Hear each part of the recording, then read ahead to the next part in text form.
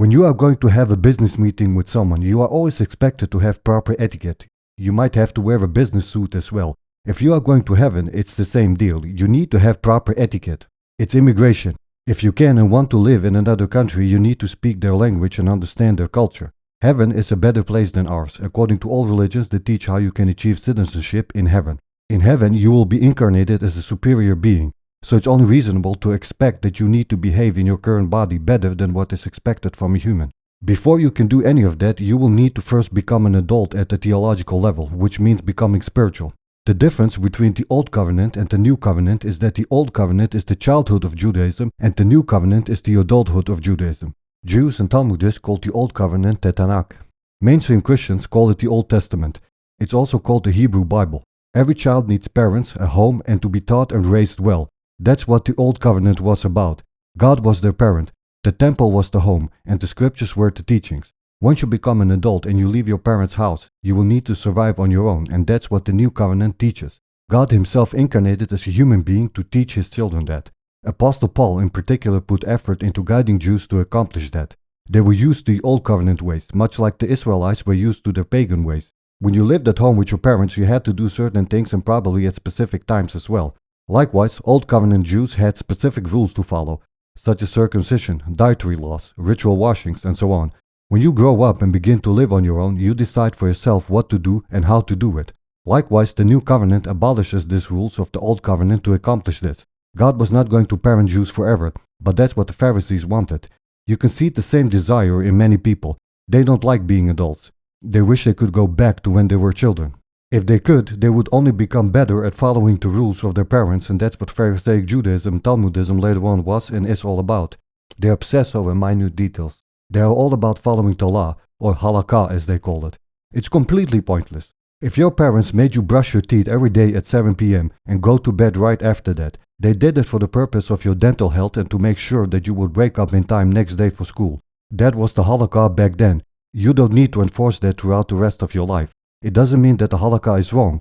It was necessary at one point in your life to prepare you to be able to do it on your own. The Old Covenant is about halakha and the New Covenant is about spirituality. The word halakha comes from the Hebrew root halak, which means to walk or to go.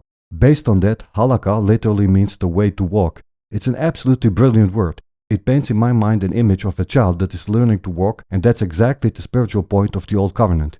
Yahushua said in Matthew chapter 5 verse 17 that he didn't come to destroy the law but to fulfill it. God outsmarts everyone. When you become a student of the Bible or even multiple religions, you will notice that if you pay attention to the details. That's one of the evidences that the Bible is not just a book. It has been inspired by a much higher intelligence than human intelligence. God knows everything in advance. There are no coincidences. The Romans destroyed the Jewish community and that was the plan.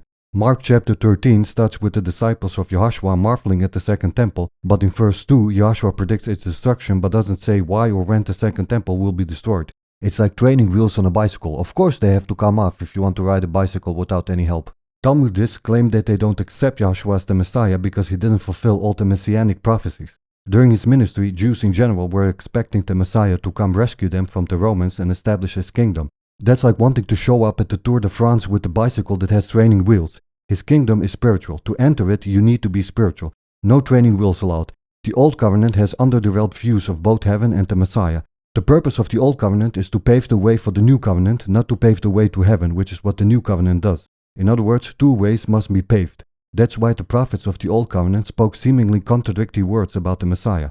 For example, Isaiah chapter 9 verse 7 states that his government will not end, but Isaiah chapter 53 verse 9 states that he will die. One Messiah, but he would come twice. It also makes sense that Yahushua would be betrayed by his own people. When God stopped sending prophets after the second temple was being rebuilt, Jews had to figure out how to proceed on their own. They formed denominations in response. The Sadducees, Pharisees, and Essenes were the main ones at the time. It was a difficult time for the Jewish community. Israel was occupied by the Romans. Jews were waiting for the Messiah to show up, rescue them, and bring God back into their lives, but in many ways the opposite happened. The Messiah did show up, but he was not going to rescue them. Likewise, when you are a child, you can expect your parents to be your Messiah, but when you are an adult, you need to protect yourself, which is what Buddha taught in the Dhammapada, chapter 25, verse 380 at the spiritual level. You have to overcome your human nature and conquer your mind. Humanity is polluted with evil. Aside from Apostle John, all of Yahushua's disciples have been murdered, for example. Spirituality is about evolution, becoming more than what you are. If you succeed in that, then you will be saved by the Messiah from being incarnated as something inferior. You will be incarnated as something superior. The Old Covenant even prophesies the coming of the New Covenant. Jeremiah chapter 31, verse 31 to 32 states, quote, "Behold, the days come, says Yahweh, that I will make a new covenant with the house of Israel and with the house of Judah, not according to the covenant that I made with their fathers in the day that I took them by the hand to bring them out of the land of Egypt, which covenant of mine they broke, although I was a husband to them, says Yahweh." End quote. While some Jews embrace the new covenant, many others have not, and are instead waiting for the days of the old covenant to come back. They are waiting for the Jewish community to return and the temple to be rebuilt. They are waiting for the Messiah to come to become their ruler. It's exactly like wishing to move back in with your parents when neither they are around or the house where you have lived. It's all gone aside from the memories. Those days are not coming back. The Old Covenant is in fact a religious history book. Written memories, in other words. It's not meant to be practiced by individuals on their own like spiritual religions are. It cannot even be practiced without God holding their hand. That's why most people who identify themselves as Jewish are secular and most of them are leftists. Does that sound like success? Secularism is all about this world. They're only moving further and further away from God. Some of them have embraced Buddhism as a substitute for the lack of spirituality, thinking that Buddhism is atheism or secularism. Most religious leaders who identify themselves as Jewish are Orthodox. That explains their failures, but it also explains why the secular ones aren't keen on embracing the new covenant. Most Christian leaders are Orthodox as well, but instead of the Halakha, they teach what they consider to be correct beliefs about the new covenant. The Old Covenant is the only earthly religion that I know of that has been established by God. The establishment of earthly religions is normally what the enemies of God do. That includes Satan. Occultism and secularism are neighbors. They are both about this world and not about advancing to heaven. Satan is trying to establish his one-world government in this world. The enemies of God are all about being nannied. To the masses, they first promote secularism, then atheism, then occultism. That's why the followers of the Old Covenant, and in particular those who also follow the Talmud, are highly sensitive to Satan's offerings. In God's kingdom, you must be spiritual, but in Satan's kingdom, occultism is preferable, atheism is the standard, and secularism is the minimum.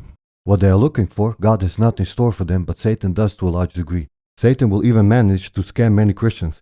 It's not a problem that is limited to the followers of the New Covenant, but all humans. Embracing spirituality is the way to resist evil and the way out of this world which is home to evil. Everything physical in this world exists only temporarily. That means that it should be of temporary concern to us at best. Nonetheless, forced conversion should never be supported, only opposed. Every individual must be free to choose his or her beliefs. The Old Covenant still counts for those who follow it. Whatever you follow, it counts for you because you make it count. That doesn't mean that all religions are true.